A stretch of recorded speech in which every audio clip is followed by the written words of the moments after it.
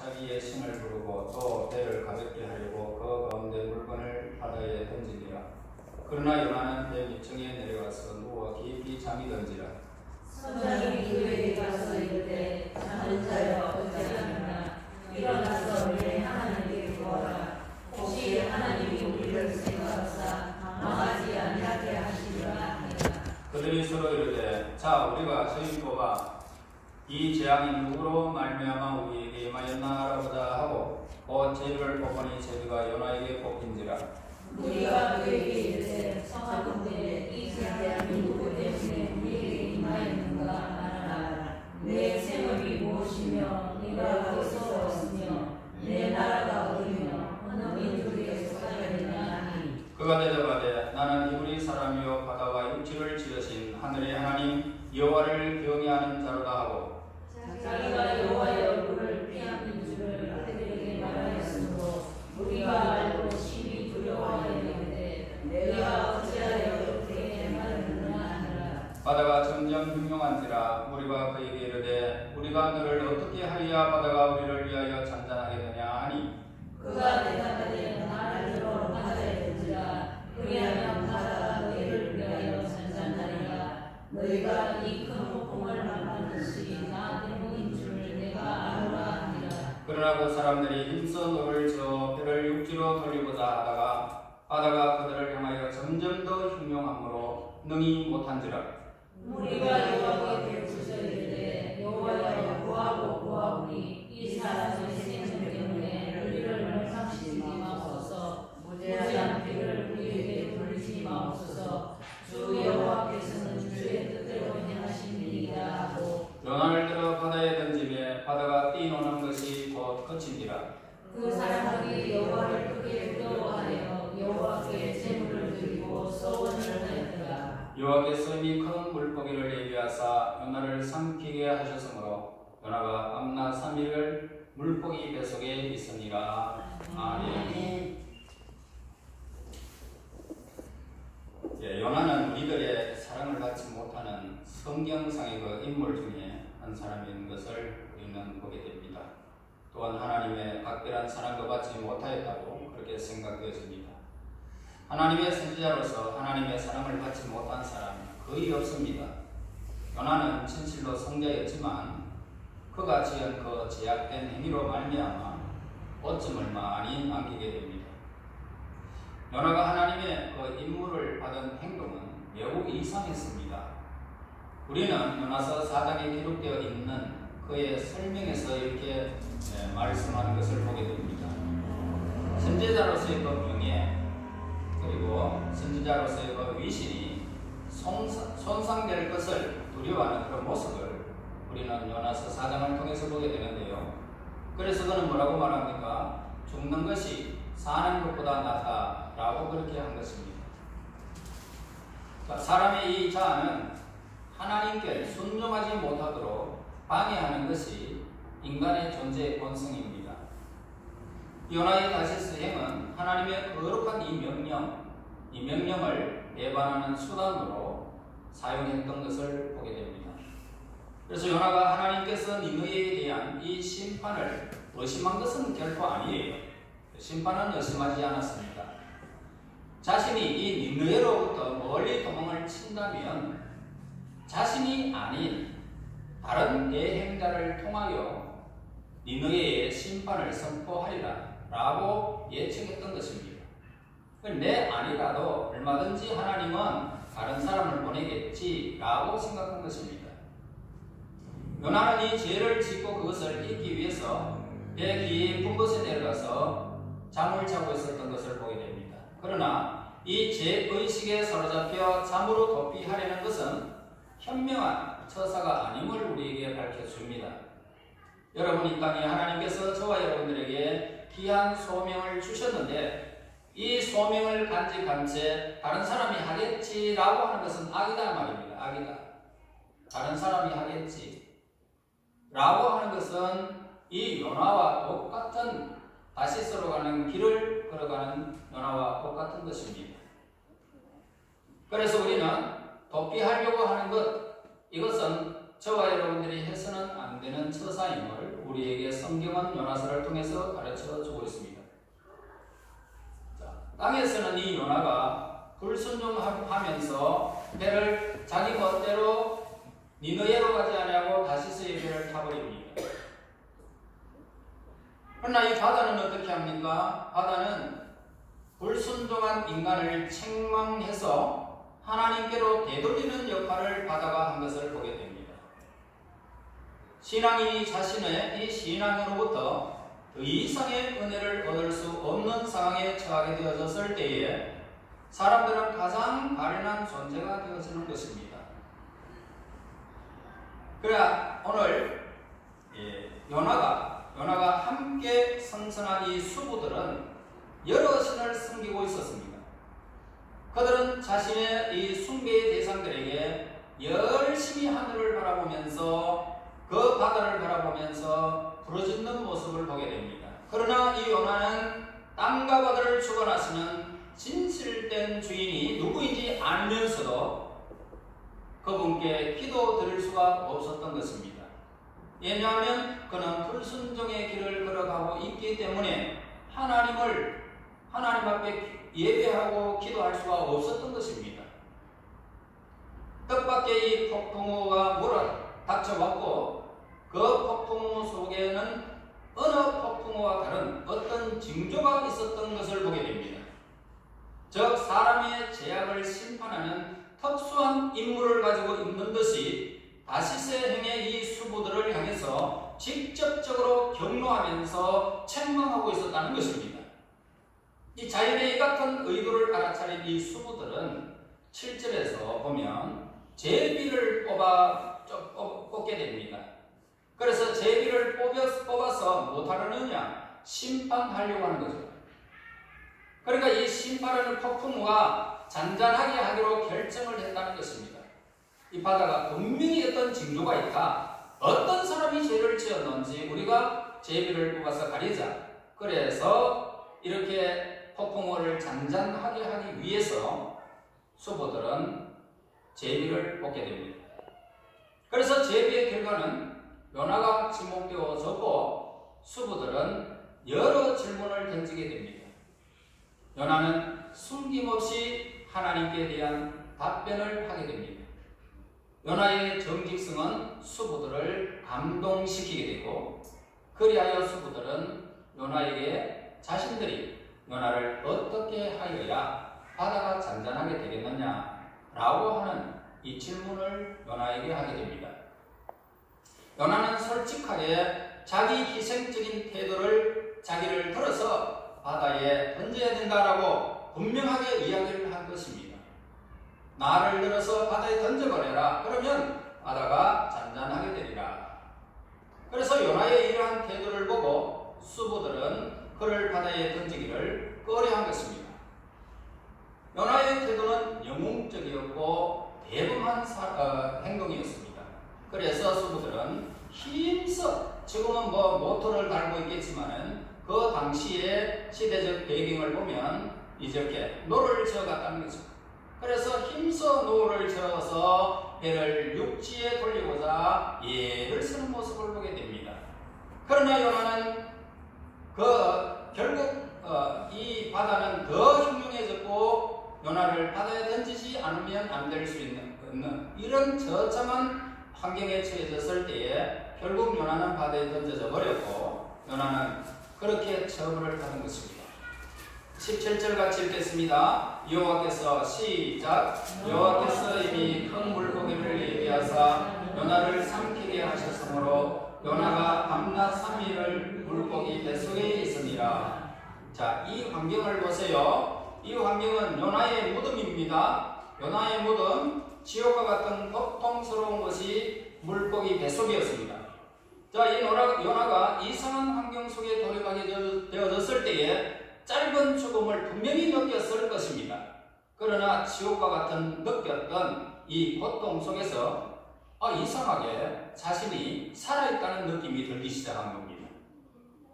그리고 그는 그렇게 느끼기를 소원했던 하나님의 보호하시는 손길과 기적을 베푸시는 능력이 바로 자신에게 임하고 있다는 것을 깨닫게 된 것입니다. 매 순간마다 하나님의 사랑과 섭리를 절실하게 느끼게 된 이 요나는 믿음과 소망의 기도를 드릴 수 있는 영적 능력을 얻게 된 것입니다. 그의 기도는 확신에 차 있었습니다. 왜요? 하나님의 손길을 보고 있기 때문에. 후에 요나는 캄캄한 흑암의 무덤 속에서의 체험을 돌이켜볼 때마다 가슴속 깊은 곳에 그때 느꼈던 똑같은 경건을 느낄 수 있었을 것입니다. 여러분, 그는 자신을 물고기 뱃속으로 보내신 하나님께서는 그분이 원하시는 곳, 심지어 니느웨라 할지라도 요나를 그곳으로 보내실 것이라는 사실을 깨닫게 된 것입니다. 우리 하나님께서는 하나님의 방법대로 모든 것을 통치하시는 분이십니다. 우리가 무슨 일을 하든지 어떤 길을 걸어가든지 하나님은 그냥 보고 계시는 분은 결코 아니라는 것을 우리에게 가르쳐 주고 있습니다. 우리는 다른 사람을 구원하기 위해서 깊은 어두운 곳으로 보내신다는 이것을 저와 여러분들이 잊어서는 안 되겠다 이 말입니다. 어둠에 머물러 있는 기간 동안 하나님께서는 인류를 기억하시고 인류의 진정한 개혁과 회개를 통하여 생명의 빛을 얻게 하신 것입니다. 우리는 요나를 따라서 어디로 가야 되겠습니까? 요나는 자기의 길이 아닌다 할지라도 하나님의 길이었기에 그는 하나님의 기적과 손길을 경험하면서 니느웨로 가게 되어지는 것입니다. 저와 여러분, 내가 가는 길이 잘못된 길이다라고 생각하면서 하나님 나는 이 길을 걸어가렵니다 라고 해도 하나님이 그 길을 바꿔버렸을 때에 그때에 하나님이 가라 하는 것에 내가 가야 되는구나 깨달는 그런 사건이 우리에게 있어야 됩니다. 요나는 외쳤습니다. 요나가 바라는 심판을 하나님께서 내리지 않으셨다는 것입니다. 하나님이 안 내렸어요. 죽여버리지 않았습니다.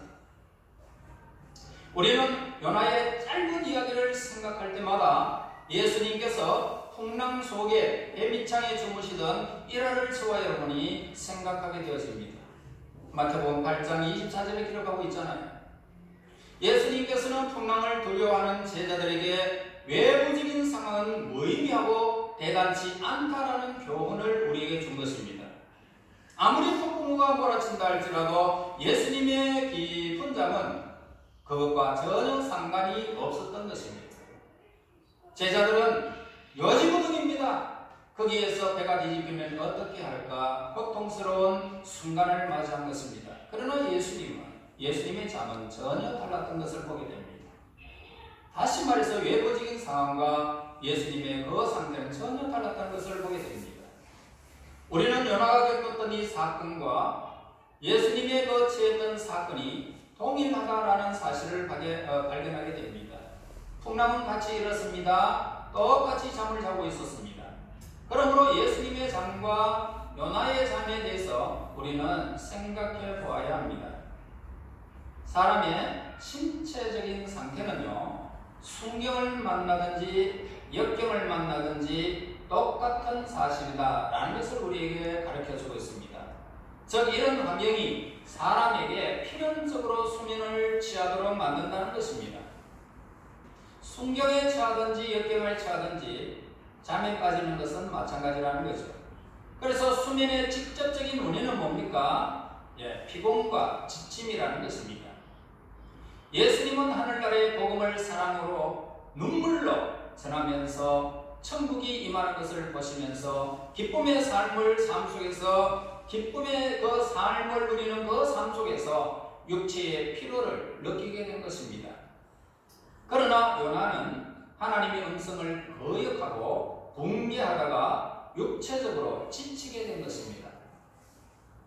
그리고 다 똑같이 잠이 들게 됩니다. 보편적이고 신비한 법칙을 지닌 이 잠은 여러 가지 형태로 인류의 활동을 영향을 준다는 것입니다.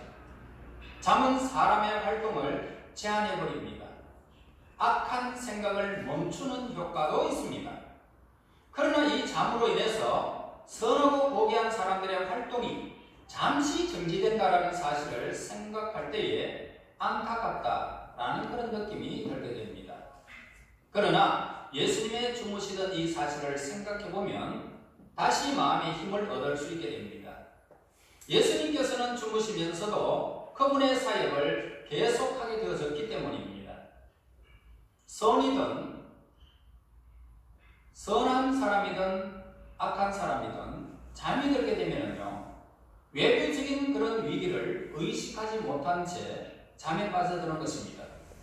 그 당시 요나도 깊이 잠이 들어서 예수님의 경우와 마찬가지로 목숨을 위협하는 파도를 무서워하지 않고, 수고들은 난리가 쳤지만 요나는 깊은 잠에서 그냥 평안하게 잠을 자고 있었던 것입니다. 때때로 위험의 정체에 대해서 무지하면 용감해버리고 두려움이 없는 행동을 하게 된다는 것입니다. 그러나 만일 위험한 대상의 그 실체를 인식하게 되면 놀라고 당황하여 어쩔 줄 모르게 되는 겁니다. 또한 이 불신앙의 위험이 얼마나 무서운 것인지를 깨닫지 못하게 되어지면 육체적인 그런 잠을 자는 사람들이 많이 있는 것입니다. 여러분, 인생의 황혼, 이 황혼길에 접어들어서 죽음의 문턱에 다다르게 되면요, 영혼의 무기력과 그리고 무감각 이렇게 무감각 상태에서 삶의 막을 내리게 됩니다. 결국은 자기가 어떤 행동도 할 수 없는 무기력함 속에서 인생의 눈을 감게 되죠.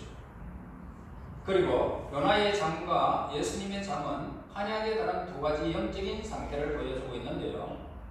예수님께서는 위험한 상황을 인식하지 못한 채 모든 일을 그만두고 조용하게 잠을 자고 계셨을 것입니다. 예수님께서는 하나님의 아버지의 손에 있음을 알고 그렇게 배에서 평온하게 잠을 자고 있었던 것이죠. 그러나 요나의 잠은 어떻습니까? 하나님을 향한 불신앙의 행위, 바로 그 자체의 잠이었던 것입니다. 이 두 가지의 잠은 모두 다 육체적인 피로로 깊이 잠을 이렇게 자도록 한다는 겁니다. 또한 이 잠은 외부적인 위험에 대해서 무감각하게 만든다는 유사점도 공통점을 가지고 있습니다. 그러나 요나가 무슨 의도로 잠을 청했는지는 기록되어 있지는 않아요. 무슨 잠을 어떻게 잤는지.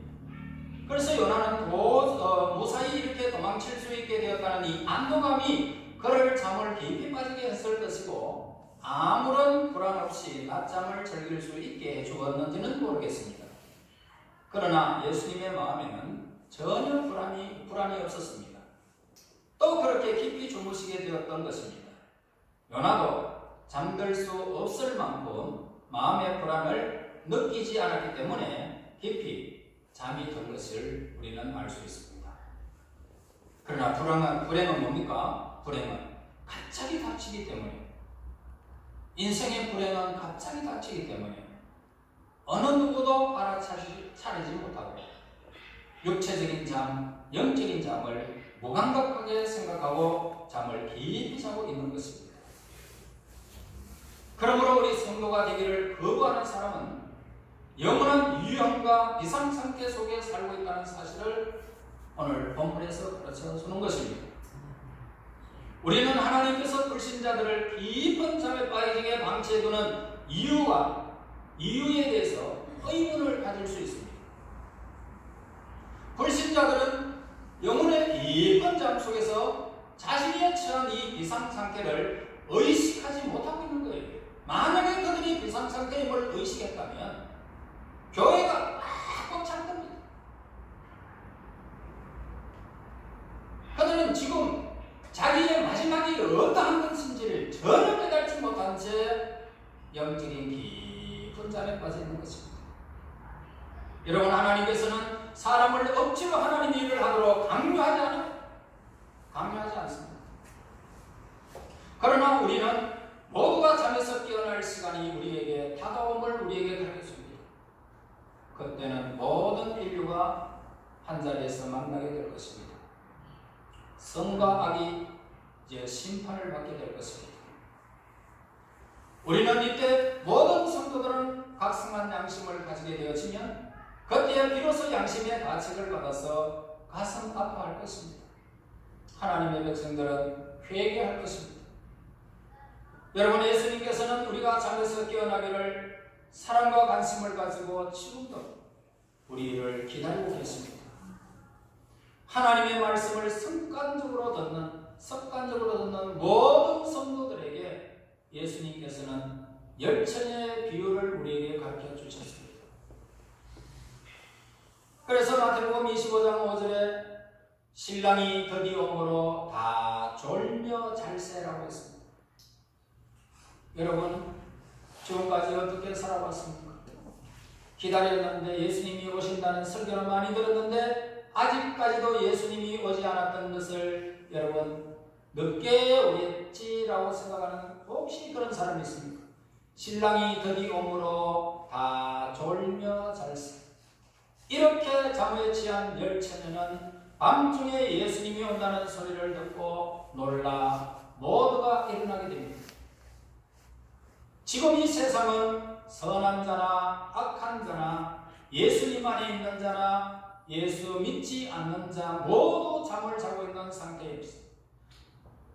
그러나 우리의 잠이 기름을 준비한 슬기로운 처녀와 같이 하나님과의 경관 교제 속에 평안한 안식 얻은 후에 평안한 마음으로 잠에 빠져 있는지, 아니면은 미련한 다섯 처녀처럼 신랑의 존재를 망각해버리고 무감각의 잠에 늪에 빠져 있는 것인지 저와 여러분이 점검해 보아야 할 것입니다.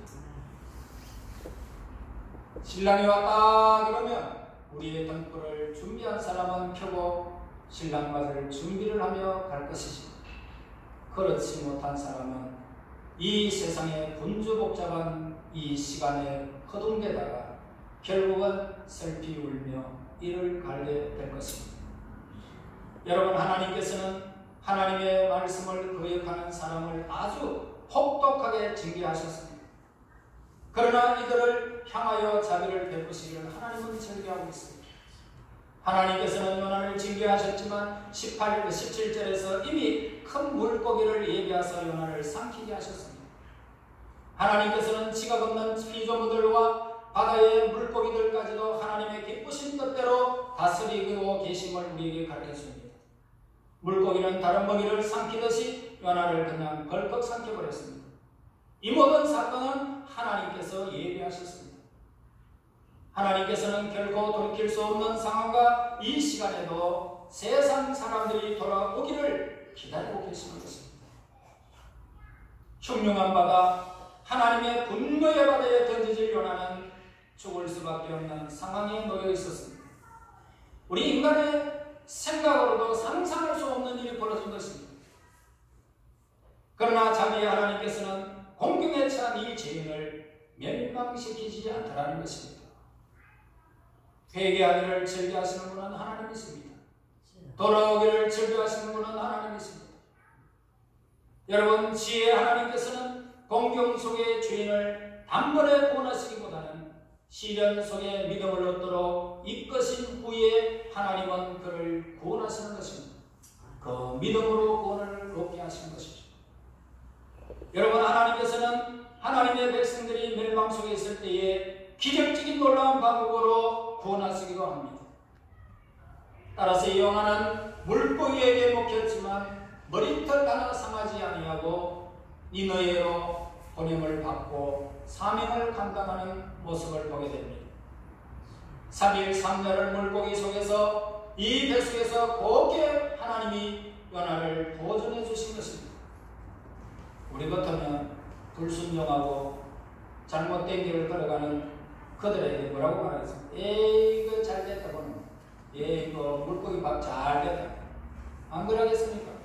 하나님은 그렇게 하시는 하나님이 아니더라고요.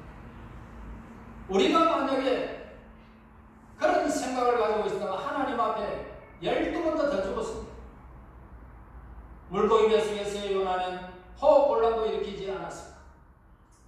소화 작용 문제로 없었고 물고기 체내로 흡수되지도 않았습니다. 사명이 있는 이 요나는 하나님의 놀라운 기적 가운데 보호를 받아 그 생명에는 전혀 지장이 없는 하나님의 사명자였던 것을 보게 됩니다. 우리 모두 이 세상에서 하나님께서 우리에게 맡겨주신 귀한 사명을 감당하시기를 바랍니다. 그렇게 감당하시되 불순종의 길을 걸어가지 마시고요. 우리는 그 잠에서 깨어나서 예수님처럼 하나님의 손길에서 잠을 자든지 하나님의 그 손길이 있는 그 믿음 안에서 여러분들의 잠을 자게 된다 할지라도 무슨 일을 만나도 그분 안에는 우리에게 안전한 길이 있습니다. 그러므로 저와 여러분 맡겨주신 귀한 사명을 감당하시되 불순종의 길을 걸어가지 마시고 잠에서 깨어나 예수님처럼 하나님의 손길이 있음을 알고 사명자의 삶을 잘 살았습니다. 하나님의 기쁨이 되시기를 예수님의 이름으로 축원합니다. 하나님 아버지 감사합니다. 허물같이로 죽었던 저희들 예수 안에서 살려주시고 하나님의 거룩한 사역을 감당할 수 있도록 사명의 은혜를 주시니 감사합니다.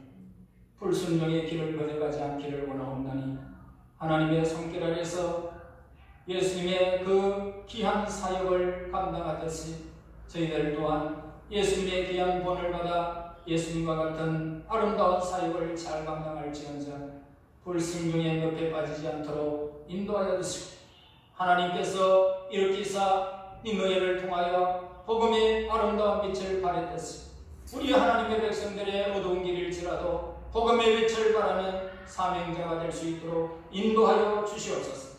예수님 이름으로 기도하옵나이다. 아멘.